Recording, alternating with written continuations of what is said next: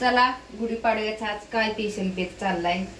तर स्पेशल बेत काय असणार आहे, सगळ्याच्या प्रत्येक घरोघरी आज गुढीपाडव्याचं पुरणपोळ्या, नवीन वर्षाचं काहीतरी गोडधोड म्हणून पुरणपोळीचं नैवेद्य असतो आणि प्रत्येक घरोघरी राहते आपल्या मराठी लोकांच्या सगळीकडे. आज तसं मराठी लोकांचं आपण नवीन प्रमाणे आपल्याला गुढीपाडव्यापासून नवीन वर्ष चालू होतं. मराठी महिन्याप्रमाणे आजपासून आपलं नवीन वर्ष चालू झालं आहे का नाही. तर बघा चालले भजी करायचे चालले तर, आणि आमटी गुळवणी पुरण वाटून ठेवले. भाजी झाला कुकरला कटाची आमटी तरी बाज सगळीकडे ठेवले वरती. जोरातच भेट चालले हा आणि पुरण वाटून ठेवले. परवा दिवशी पण त्या दिवशी पोळ्या केल्या होत्या, पण आज निवड तीन दिवसाला पोळ्या आहेत बघा. असू दे काय आता कसं आहे, आपला पाडवा हा सणाला काहीतरी गोड म्हणून केलंच पाहिजे. म्हणून चाललंय आपलं पुरणपोळ्याचं स्वयंपाक आहे का नाही. करा आणि मग नैवेद्य दाखवू आहे का नाही. असू द्या. पुरण आता फक्त पोळ्या लाटायच्या राहिले तर पुरण पण वाटून ठेवले पातेल्यात असं. आणि झटपटीत पोळ्या करायच्या.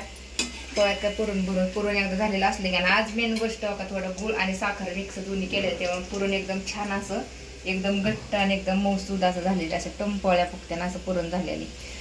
तर असू द्या. झटपटीत कांदा भजी कशी झाल्यात आपली. आणि खारावडे गेल्या वर्षीचे केलेले आहेत आपले तांदळाचं बघा कसं अजून दुधासारखं पांढरं शुभ्र येतं.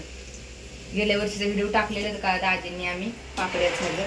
यावर्षी अजून काहीच बनवलं नाही. आता डायरेक्ट आता आजपासून बरोबर आता धार पडस्तवर महादेवाचे काहीच करत नसेल पाडव्यापासून.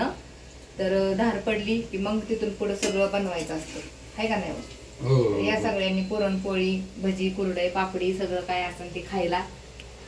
आणि दुसरं काय जास्त मस्तपैकी स्पेशल बेत सर्वांना परत एकदा पाडव्याच्या खूप खूप शुभेच्छा. या सर्वांनी जेवण करायला.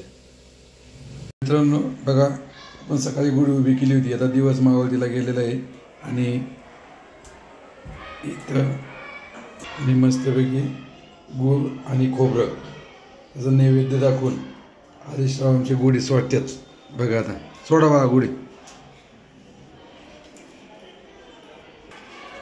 चला उतरली गुढी मस्तपैकी. आता सर्वांनी गाठीचा आणि मस्तपैकी आंब्याचा प्रसाद खायला या आहे का रे बघा. उतरली आहे आदेशनी गुढी.